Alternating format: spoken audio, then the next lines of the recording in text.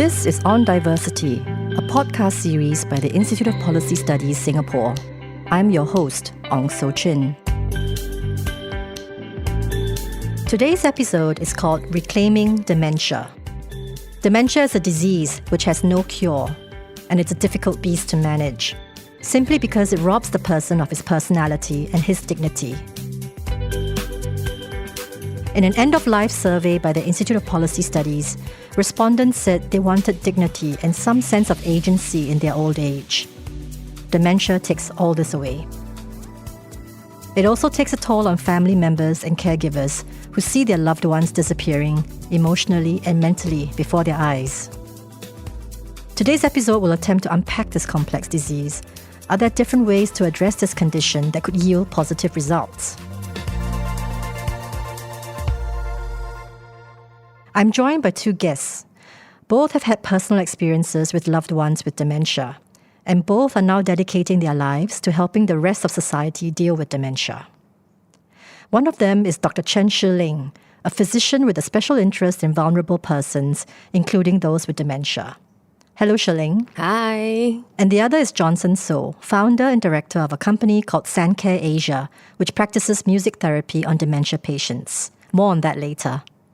Hi, Johnson. Hi, thanks for having me. Thanks for coming in bright and early this morning. Yes. A little too early for most of us. Yes. So I guess let's start the program by describing dementia. Now, Shiling and Johnson, both of you have personal stories about dementia with your loved ones. Shiling, if I remember correctly, it affected your grandmother, yes, right? Yes, it did. Actually, to be perfectly accurate, it actually has affected 3 people in my life thus far, and I'm sure there'll be more to come in the years ahead. And the 3 people were all people who were close to me. And one of them was my paternal grandmother, so my dad's mom. She was the one who brought me up. And so I would say that my first brush with dementia, or my first inkling of what dementia was actually all about, came about when I was 17 years old. At that time, there was so little that people knew about dementia all those years back. And what happened at that time was that I just suddenly realized that my grandmother, my beloved grandmother, was behaving in a very, very strange way. She was making phone calls to our relatives, our family members, and said that she hadn't eaten for 3 days. And she said that we were starving her. She said that someone was hitting her in the head. And I was so confused. And I was upset. I was angry, actually, with my grandmother at that point in time because I had no idea what she was doing. And so as a 17-year-old, in my mind, my grandmother was telling lies. And that was actually the beginning of how we started slowly to discover that this was dementia that was actually affecting her.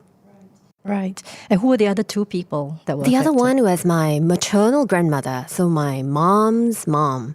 Yeah, she too was affected with dementia. And she too has passed away with and from dementia, just like my other grandma. And the third person is actually this elderly gentleman that I got to know when I was a medical student. He had leprosy from the time he was in his 20s. And I got to know him late in his life, and perhaps at a very important time in my life when I was studying to become a doctor.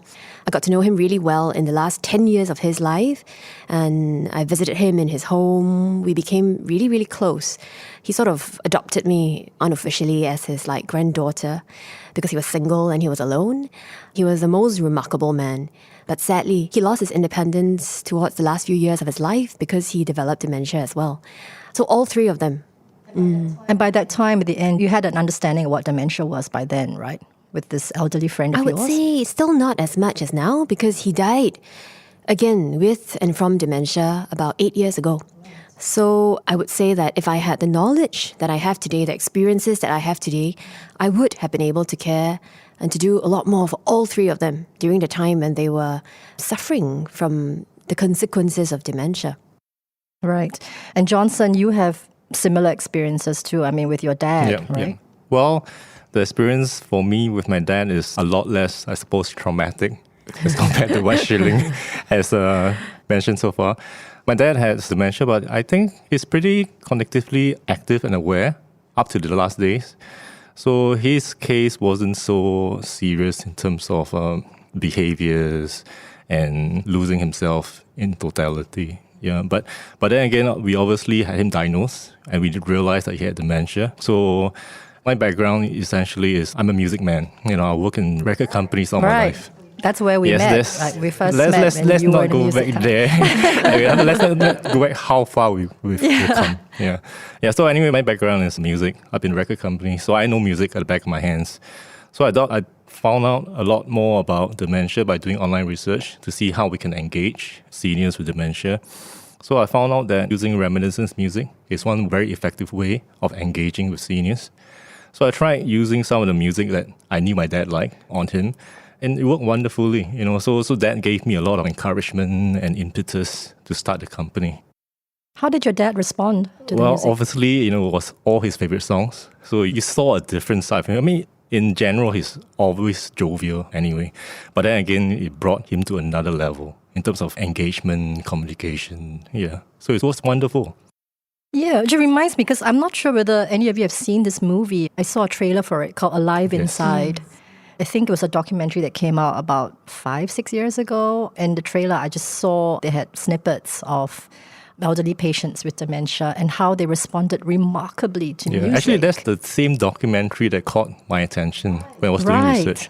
So I found out the company that actually did this program is called Music and Memories. So I actually got in touch with them when I wanted to find out how we can possibly extend the program to people here. So I spoke to the representatives in Australia. And, well, they weren't too keen to do anything outside of their sphere at this point in time. So I thought, why wait? If I can try to do something about it, let's just go ahead. Great. So what has the response been like so far? Where have you tried out your music therapy? Well, I started the company in late 2016. So I came out with this program based on the research I've done. The program is called Strike a Note. So what it does is we try and find out the personal life history of each individual, and we curate personalized music playlists based on the person's background and history. So what we're trying to do is try and find the silver bullets, the songs that really resonate with each individual. It could be a song which this person walked down the wedding aisle to, name his first child. So it's things like this that we hope will try to reunite the person and bring the person back, to where he was before. So the program was launched in 2017, and we had this program implemented across various senior activity centers like ADA, nursing homes like St. Andrews Nursing Home, NTUC Health, Bright Hill Evergreen Home. So yeah, we've seen fantastic results with a lot of seniors that have been put on the program. Yeah, there's this particular lady that we had on the program. So she had severe behavioral issues. It's not that she wants to, but every time you try engaging her, with the first sentence, you ask her, assuming, Madam A, how are you today? And her first sentence will start with a Hokkien expletive. And then she'll say, no, I'm no good. And then you ask her, why, what's wrong? And then again, she'll start with a Hokkien expletive. Say, I don't know, So we had her on the program, and after a few weeks, it's amazing how music can calm a person. So when she's on the program, she's like a little angel. She just sits there, she listens, and then she can even engage in active conversation with you. She can even talk sometimes. So every time I visit the nursing home and I press the buzzer and I walk in the door, the nurses, when they see me, they're like, oh, Johnson's here, pull out the chair, So they know that, Auntie's young boyfriend is here. No, but it brings a lot of peace, not just to the patient, but to the people all around them as well. Because inevitably, she creates commotion amongst people around her unknowingly. Yeah. Right. So Shiling, as a doctor, have you seen this therapy at work? Oh, yes. What is your experience with it? Oh, yes. I just wish, Johnson, you appeared earlier. Because if you did, then my grandmothers, and the akong that I was so close to could have definitely benefited from this. So really, I wish there was this a long time ago. But definitely, as a physician, I have worked with Johnson on a number of patients together, and I have seen firsthand, really, the impact of what his work can do for persons with dementia. And it is amazing. It's amazing how someone who is really, really quiet and withdrawn starts singing and tapping his fingers to the music, how they start smiling, and even when they're sick. I remember one very, very clear incident in my mind. Johnson, you'll remember this as well, I'm sure. One of our favorite patients together. Oh, yes. Oh, yes. You know who he is. And I think if his family is listening to this, they will know who he is as well. But remember when he was in hospital and he had this really bad wound on his foot. The nurses had to do dressing for him and it was really painful. And what Johnson did, and that was really, he always goes the extra mile. So what he did was he usually sees the persons with dementia in their home environment. But this time around, he actually went down to the hospital to see him. And he put on the music for this very, very lovely gentleman when he was having his wound dressing done. And it helped. It helped to distract him. It helped to ease the pain. And this man is an extremely resilient man. And that's how we know and knew that it was extremely painful for him, because he was so resilient and yet he was in pain. But when the music was put on, right, Johnson, remember that? Yeah. Yeah, and then you can see that it just lifted his mood. Just calm down. Yeah, he calmed down, it lifted his mood, and he was even tapping his fingers, I think, to the music while this terrible wound dressing was being done. I mean, we don't even want to look at it. Yeah, it's but, true. Oh my God. Yeah, so that's what it can do. So what is it? I mean, the core of this therapy really, right? We've mentioned it before. It's this person-centered therapy that we're talking about, where, because we know dementia basically robs a person of his personality completely. And that's very distressing, not only for the person, but for the families and caregivers involved, right? So I guess, what is the standard way of treating dementia now? We just administer drugs? Is that what it is? Okay.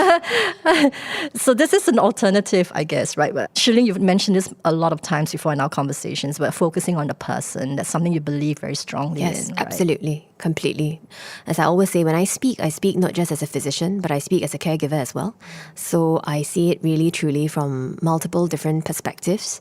I would say that currently, in terms of dementia care, when I speak to families and caregivers, I usually tell them that there are three main areas that we can address when we are actually trying to treat or manage or support someone with dementia. One would be using medications.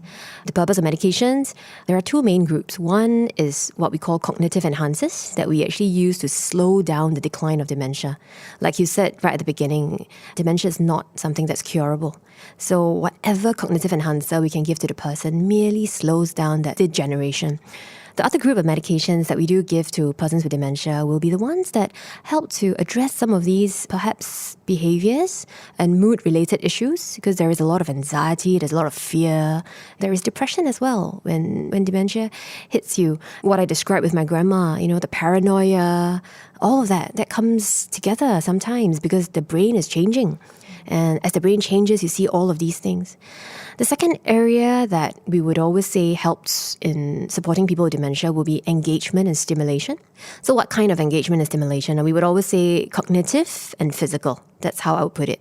So you stimulate the mind, stimulate your mental faculties, you do physical exercise, and very importantly, social interaction as well is extremely important. And then I always tell people that there is a third part to dementia care, which a lot of people neglect speaking about, and that is the human part of dementia care. And I think out of all these three parts, giving medications is the easiest thing you can do. As a physician, I would say that. It's the easiest thing. Just pop a pill. Yeah. But what does it really do for the person with dementia? If I pop a pill, but I do nothing to engage that person, and what's worse, I don't look at that person as a person, then what's the point? I give you a concrete example. My grandmother, she got lost in the community years ago. She was an extremely tough, independent lady. And she got lost in the community. And what did my family do? Immediately, we told her not to go out anymore. So she was given medications for the paranoia. She was given medications for the dementia itself. But we stopped her from being who she was. And that was the worst thing that we could have done to her. Right. So you mentioned as well before in our conversations, like COVID-19, we're talking about isolation, right? And the stress that it places, especially on the elderly. And we tell them like exactly what you're saying. Don't go out, stay at home, lock the doors, right? And I guess with people with dementia, that's even worse. That has an even deeper impact, right? Absolutely. I think for all of us, routines are important, right? We all know that. We all get a bit disoriented when our routines get disrupted and things like that. For people with dementia, even more so. One of the key things to remember about dementia is that there is a problem with recent memory, which means that long-term memories stay intact for a long time. So things that they have been doing for years, those are things that they remember really well. These are the habits that matter to them. You will often find a person with dementia telling you that they have to take care of their grandchild when the grandchild is already 20 years old. My grandma did that the same. She was like that. And But what do? You just validate that memory, right? Because that's important to them. absolutely. Yeah. You know, sometimes it's almost like there is more authenticity, like how we are. We often decide what we want to say, right? Like what I'm doing now. I'm trying to figure out, okay, how shall I say this? But sometimes when a person develops dementia, then what happens is that you lose a little bit of that. You lose a little bit of that inhibition. And so a lot of things come out and they are a little bit more raw, but a lot of the things that come out are actually really genuine. And one of the things we always say is address the underlying emotion, because most of the time when they say they want to look for this grandchild, you know, like my grandma, when she said those things, it was because she was just actually really speaking about how much this grandchild mattered to her. Right. So emotion, I mean, that's what music taps into, the emotional memory, the emotional core. Like Johnson, you mentioned earlier, we associate music with important occasions in our lives, our weddings, even funerals, birthdays, and all that, right? So with this isolation now because of COVID-19, how is that affecting your work with dementia patients? Because you can't really go see them. Yeah, it's true. Because obviously with social distancing, not just seniors who are in their residential homes, those that are at senior activity centres, there's social distancing as well. So they have to keep to a group of 5, no physical activity, no singing in case of their saliva droplets spreading. Yeah. So we have to find ways to adapt. Because obviously, like you mentioned, with the social isolation, and what Shiling mentioned as well, when seniors have their routines interrupted, they go into downward spiral. So we have subsequently rolled other programs that uses reminiscence music as well. The second program is called Return to the Tea Dance. That is... Return to the tea yes. dance. Wow. Okay. Essentially because maybe we don't know because we're not from the generation. But tea dances were very popular for our seniors growing up in the 50s and 60s. So again, because my program are all built on reminiscence, so we try to jog their memory. So the program involves them coming together, listening to music, which they love, on silent disco headphones, and they dance. Yeah. Wow. So when we first talked about this program to a lot of administrators, they were like, yeah, this will work in the Western countries because, the Australians, the Americans, they are, less shy. Less yes, inhibited. they'll get out, they'll Right. dance. But when we first rolled out the program with a handful of piloted senior activity centres, when we first pushed up the music, the seniors were immediately on their feet. They're on the joge and the Yeah, ring and the cha-cha yeah, and it's everything. amazing. Disco lights, they were just dancing, having a great time. Well, that program worked wonders, but again, with the pandemic, we can't do that anymore. So what we did is we partnered with a government agency and we rolled out an online program of Return to the Tea Dance. So we call this the virtual Return to the Tea Dance. So again, we started small, humble. We had a handful of senior activity centres came on board for the pilot, about 5. We have less than 50, Wow. seniors. And this week, the numbers swell up to 700. Wow. Yeah, so it's That's a lot of virtual there's dancing. a lot of virtual and- dancing, yeah. It's on. amazing looking at all the small little screens in front of you on your computer. You see everyone just standing on their feet and moving. Yeah. That must be quite wonderful. But Johnson, you mentioned something as an important point. You said there was an initial resistance when you suggested the program, thinking that, it works in Western countries, may not work here for whatever reasons, right? So a therapy like this, music therapy, you would say, I guess, it's not scientific in a way. I mean, there would be some detractors. I mean, anecdotally, Yes. there are success stories for sure. We've seen them. My question is there a resistance in Singapore to adapting programs like this? And Shiling, chip in as well if you feel you have Okay, something I've to been say. doing this since early 2017. Yeah, I'm still doing the advocacy till now. So I enjoy what I do, so that's fantastic. I actually am really happy to share what I do as well. So I get invited to Shiling's cluster of caregivers in the northeastern region. I talk about the programs I do. And I talk about what I do constantly to people from the care institutions to hopefully get them to switch their mindset a little bit. But I think a lot of it has also to do with cost, because the first question and always the last question. It's a very Singaporean question. How much does it cost? How much does it cost, and is this funded by the government?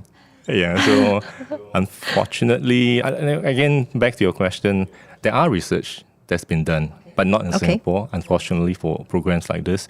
So it's been proven overseas, and research papers have been written in the West, even in the East, like in Taiwan, Japan. They have written papers that prove that people with dementia who uses personalized music can help a lot in their care and increase their quality of life.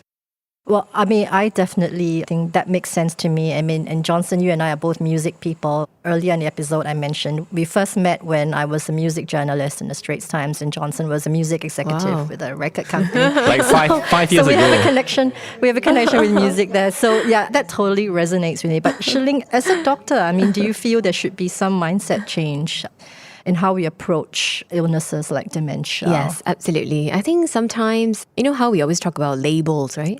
How we label someone and things like that. We use it a lot when we talk about children, right? When we say we shouldn't label kids and stuff like that. But I think it's the same, throughout life, be it an adult or an aging person. Yeah, that we sometimes, it's important to make a diagnosis. I think it's crucial. I mean, for all of us, particularly those of us with personal experience of family members with dementia, we would know that it was actually quite difficult before the diagnosis was made, because you couldn't quite figure out why this is happening and why they are behaving in this way. But I think after that diagnosis is made and you are given the information about this particular condition, then I think the whole mindset should start to really shift then, in a sense. Because the condition doesn't make the person, right? This person has been this person for so many years of their lives. And the way I see it, particularly with dementia, is that we all will grow old, exactly like what you said. We all will develop various conditions and medical illnesses along the way. And we all will die from something. Right? That is something that we all know will happen. And it's just that all of us will take a slightly different path towards that final end, which is death. And dementia is just one of those paths. There are so many other different paths. And the same way we say that even if you have some other degenerative condition or if you have some other life-threatening condition, you must continue to live your life. I think it is the same for dementia, that people with dementia must be encouraged to live their lives. One thing that I think happens, and I alluded to it earlier on, is that very often the person with dementia, they want to continue living their life. They want to retain the old. They want to continue to give meaning to their own lives and to other people's lives. They want to continue to do the things. If they could cook, they want to continue cooking. If they could go marketing, they want to continue marketing. If they could pick up their grandchildren from school, they want to continue doing these things. It's us. We stop them. We stop them because of so many different reasons, right? Because we think they can't do it. We think that it's embarrassing, their behaviors, we think it's unsafe. And that's another thing, like COVID-19 also brings that about. People don't allow their family members to go out because they are worried that it's unsafe, because they don't want to put on their mask. But I think there needs to be a balance. Well, I think stretching on that point, I think public education will probably play a very, very big part. That's true, because obviously with this stigma, everyone lives with this stigma forever if you're not aware of what's the true meaning behind it. There are a lot of public education programs for other things. Obviously, the fight for diabetes has been taken the forefront. Dengue fever is, again, something that we're combating. It's something that we do. Actually, dengue fever public awareness programs have been going on for a long time, The Mozzie wipeout. Yeah, for dementia, I think there are certain pockets that's been done in terms of public education. Again, I think places like Yishun, they've came out of this dementia community that helps look after seniors who are lost or who may need help. But again, I think across the island, maybe more can be done. Maybe we can get mass media involved as well. Yeah, sure. Yeah, I think that's a good idea. Then I think ultimately, right, what I'm hearing from both of you is like the mindset change should be not so much treating the disease, but treating the person. looking at the person as a whole, right? I think that's quite important. And that's something I guess we would all want for ourselves growing old as we get older, which leads me to my next question. Have you thought about your own old age? And what kind of old age do you want? Yes, I have. I think about it. I think about my own old age. If I live to old age, I mean, as a physician, right? I see all these things, right? So I think growing old in the first place is a privilege because not all of us get there. Some of us don't get that opportunity. If I do get there, I know as well that I will never be able to control what happens to myself when I grow old. I will not be able to control my own death in that sense. And I wouldn't want to as well, because I think this is what life and humanity is all about. All I hope is that when the time comes, when I think about it, and this is what I say to families as well, what do you think you will want most of all at that time in your life if you have dementia? What would you value the most of all? And most of the time, after everything is said and done, they would say they just want to be with the people they love. And they just want to continue to be able to give to the people they love and for the people they love to be around them. And that's it. It's just relationships. Yeah. It's very moving. Johnson, what are your thoughts? I have a lot of sympathy for caregivers of people with dementia. So I always say if you develop dementia, maybe it's, I don't know, for selfish reasons, just for the better, because you don't know what's going on, you know, what you are inflicting on people around you. Looking after someone with dementia is a 24/7 job, and it can cause a lot of stress, a lot of grief. I hope I will not be the person giving grief to my caregivers. I don't know. We always talk amongst our families, and we hope we can have euthanasia legalized in time to come. If I am not able to care for myself to the point, I wish it could be an easier way to go than to actually stress people all around me. Johnson, there is value in suffering. I have to step in here. Really? There is. I don't Absolutely. know. No, I'm more aligned to what Johnson's thinking. I would think, I'm outnumbered here. Then I have to speak louder. I would rather not be a burden to my caregivers, to my family. And yeah, I mean, I also feel like sometimes it's easier if the mind goes before the body because you don't really know. Yeah, I mean, that's a selfish way of thinking, like you said, because I don't really know that I'm soiling myself or whatever, or I'm acting gaga. But it is a stress on my family, and I don't want that either. So, yeah. Did you guys read this article about someone who wrote about how his mom cared for his grandmother? I've seen the headline, but no, I didn't read it. Yeah, it was an article about how his mom cared for his grandmother, and the grandmother is his paternal grandmother because his mom was widowed, and the grandmother, the father's mother, had dementia. And so the mom was a single mom bringing up 2 young kids, and she took care of her mother-in-law in that sense. And he spoke about what he saw, how he witnessed his mom doing all of those things with a lot of pain, with a lot of suffering, but with a lot of resilience and with a lot of love. And he said 2 things that I think really encapsulates this.